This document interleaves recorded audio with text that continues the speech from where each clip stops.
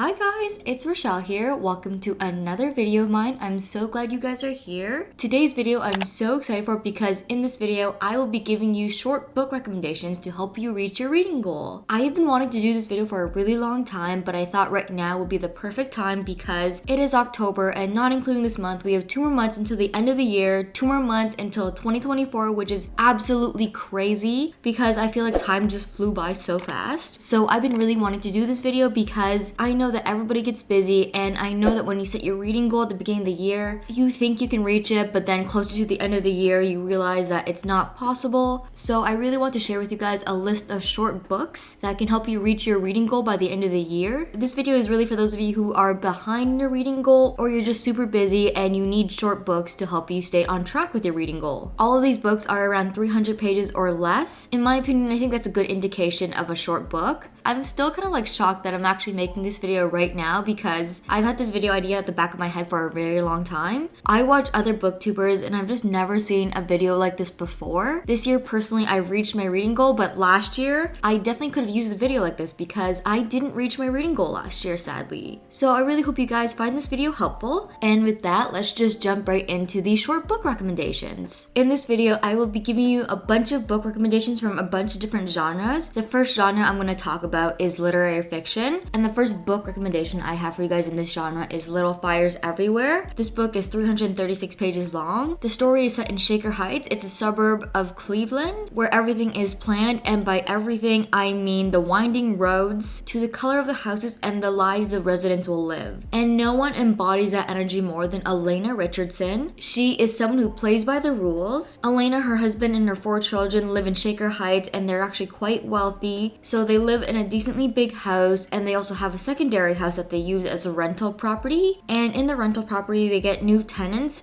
Mia, who is an artist, and her daughter Pearl. Soon after they move in, Mia and Pearl become more than just tenants because for some reason the 4 Richardson children are drawn to them. But Mia carries with her a mysterious past and a disregard for status quo, which threatens to upend the carefully ordered community, and it also happens to bother Elena. So when an old family friend of the Richardsons decides to adopt a Chinese baby, a custody battle erupts, dividing the town and putting Elena and Mia on opposite sides. Elena then becomes suspicious of Mia's motives and decides to uncover Mia's past. However, her determination to uncover Mia's past comes at an unexpected and devastating cost. In this book, I really enjoyed reading about the gap between the privileged white upper class and the people of color in the working class. It was just so subtle and not in your face at all. The next book rec I have for you guys is Yellowface. This book is 319 pages long. It is about this young writer named June, and you can pretty much call her untalented in her craft. She's friends with this Asian American writer named Athena, and Athena is very talented. One day when they are hanging out, Athena ends up choking to death and June witnesses it. So upon Athena's death, June ends up stealing Athena's latest manuscript. She then makes some rewrites and then publishes it as her own novel. However, after the release of the book, June faces a ton of problems since she is a white woman telling a Chinese story. This book covers themes and questions of diversity, racism, and cultural appropriation in the publishing world. Another literary fiction novel I have for you guys is Normal People. This book is 273 pages long. This book follows Connell and Marianne. At school, Connell is popular and Marianne is a loner. When Connell picks up his mother from a housekeeping job at Marianne's house, a connection grows between the two of them. However, they keep it a secret at school, so they pretend they don't know each other. A year later, they are both studying at Trinity College in Dublin, and it seems like the roles are reversed. Marianne has found her feet in a new social world, while Connell hangs on the sidelines. Throughout the years, Connell and Marianne circle one another, straying towards other people and possibilities, but still magnetically drawn back together. As Marianne veers into self-destruction, and Connell begins to search for meaning elsewhere, they must confront how far they are willing to go to save each other. If you are looking for a very realistic experience of the college and university life, this book definitely accurately shows the highs and lows you might experience in school. The next genre is mystery thriller. The first book I have in this genre is Rock, Paper, Scissors. This book is only 291 pages pages long, and this book follows this couple named Amelia and Adam. Adam has lived with face blindness his entire life, so he can't recognize his friends or family, or even his own wife. Anyway, things have been rough for a really long time between Adam and Amelia, so when they went a weekend away to Scotland, it might just be what their marriage needs. They both know that this weekend will either make or break their marriage, but they didn't randomly win this vacation. One of them is lying and someone doesn't want them to live a happily ever after. There was so much tension and action in this book. This book was also very fast paced, so if you're looking for a page turner, this is your book. It is so easy to binge read this book in a day. I actually did. The next mystery thriller I have for you guys is The Silent Patient. This book is 323 pages long. This book follows Alicia and Gabriel. They are married. One evening when Gabriel returns home from a late night fashion shoot, Alicia shoots him in the face 5 times and then never speaks a word again. Alicia's refusal to talk or give any kind of explanation to why she shot her husband turns a domestic tragedy into a mystery that captures the public imagination. And she, the silent patient, is hidden away from the tabloids and the spotlight at the Grove, a secure psychiatric unit in North London. Theo Faber is a criminal psychotherapist who has waited a long time for the opportunity to work with Alicia, and when he gets that opportunity, his determination to get Alicia to talk and unravel the mystery of why she shot her husband takes him on a twisting path into his own motivations, which is a search for the truth that threatens to consume him. This book has short chapters and it's so easy to fly through this book. The last book in this genre I have for you guys is The Lost Apothecary. This book is 301 pages long. One cold February evening of 1791, at the back of a dark alley in London is a hidden apothecary shop. At this shop, Nella awaits for her newest customer. To give you a little background history of Nella, she was once a respected healer, but now she uses her knowledge for a darker purpose, and she sells well-disguised poisons to desperate women who would kill to be free of the men in their lives. So when she sees her new customer, her customer turns out to be a 12-year-old named Eliza Fanning. What she didn't expect is a friendship to grow between the two of them, which then leads to a string of events that jeopardizes Nella's world and threatens to expose the many women whose names are written in her register. In London in the present day, Caroline, who is an aspiring historian, spends her 10th wedding anniversary alone, reeling from the discovery of her husband's infidelity. When she finds an old apothecary vial near a river, she can't resist investigating. She realizes she's found a link to the unsolved apothecary murders that haunted London over 2 centuries ago. As Caroline deepens her search, she finds her own life colliding with Nella and Eliza's, and not everyone will survive. If you want a book about an empowered female character, I would recommend you to read this book. The next genre I have for you guys is romance, and the first book rec in this genre I have for you guys is Head Over Heels. This book is 323 pages long. I've literally heard nothing about this book, but I enjoyed it a lot, so it's a book I really want to share with you guys. This book follows Avery Abrams. The past 7 years have been tough for Avery. After training her entire life to make the Olympic gymnastic team, a disastrous performance ended her career for good. Her best friend and teammate Jasmine went on to become an Olympic champion, then went on and committed the ultimate betrayal because she married their emotional abusive coach Dimitri. Now reeling from a breakup with her football star boyfriend, Avery returns to her Massachusetts hometown, where a new coach Ryan asks her to help him train a promising young gymnast with, of course, Olympic dreams. Despite her worries and misgivings, Avery agrees. And back in the gym, she's surprised to find sparks fly between her and Ryan. But when a shocking scandal in the gymnastics world breaks out, it has showering effects not only for the sport, but also for Avery and her old friend Jasmine. As a former competitive athlete myself, I found this book so relatable. And I'm also going to add that it's quite accurate. The next book I have for you guys is The Love Hypothesis. This book comes in at 352 pages long. This book is definitely the longest book I have for you guys in this list today, but this book is so fast paced. I flew through this book in a day, so I thought I would include it in this video anyway and recommend this book to you guys. This book follows Olive, who is a third-year PhD student. She doesn't believe in lasting romantic relationships, but her best friend does. To convince her best friend that she is dating and well on her way to a happily ever after, Olive kisses the first man she sees, who happens to be Adam, a young hotshot professor and also a well-known jerk. Adam then surprises Olive because he pretends to be her boyfriend and keep up her charade. This book falls into the fake dating romance trope. It was honestly such a lighthearted and entertaining read. I absolutely loved it. The next book I have for you guys is Forever Interrupted. This book is 321 pages long. long. This book is about Elsie and Ben, who are newlyweds. They eloped 6 months after they met, but one day Ben is out riding his bike and he is hit by a truck and dies on impact. When Elsie arrives at the hospital to see Ben, she is greeted by an unexpected visitor, her mother-in-law Susan, who she's never met and who doesn't know she even exists. I actually like this book a lot more than I thought I would.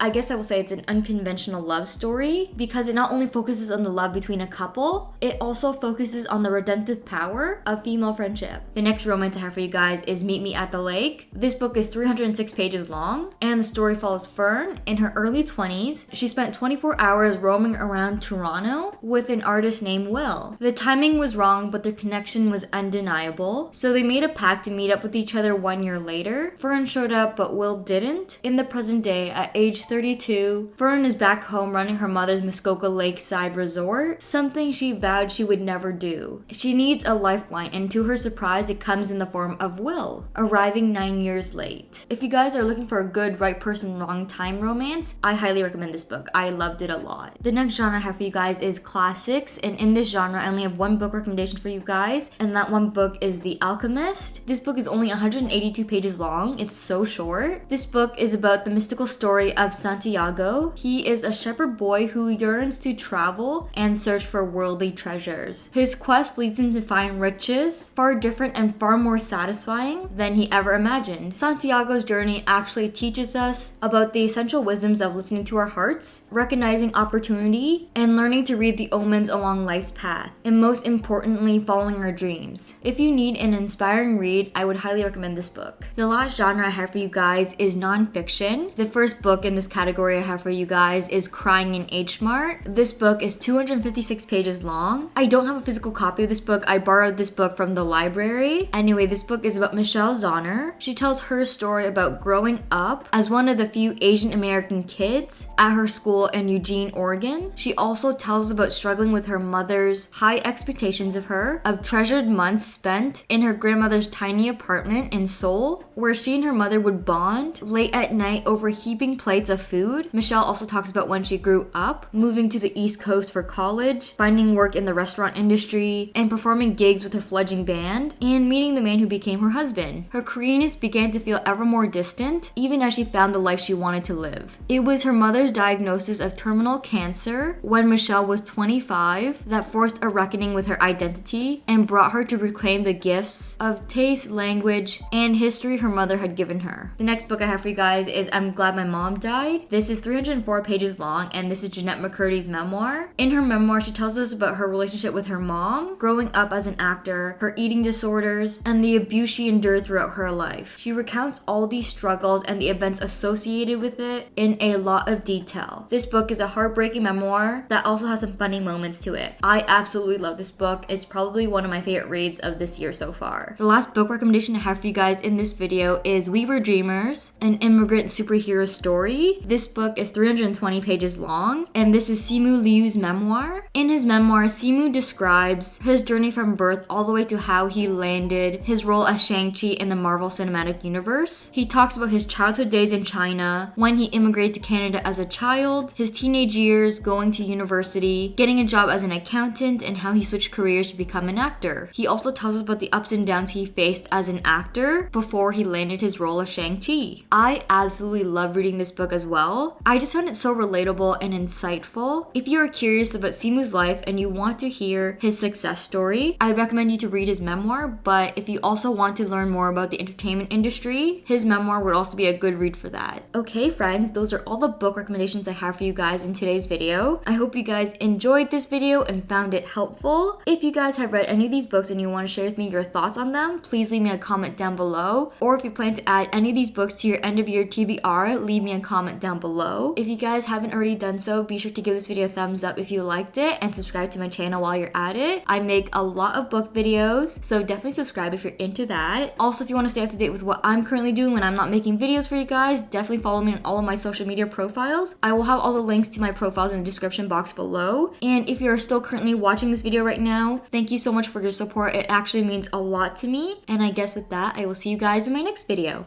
Bye! Pull the key out the ignition. Run your mouth but I never listen. You hold me back, will never last. Keep talking all your shit. Wondering how all this started. You left me broken hearted. You flip my words, yeah, this love hurts. Keep talking all your shit.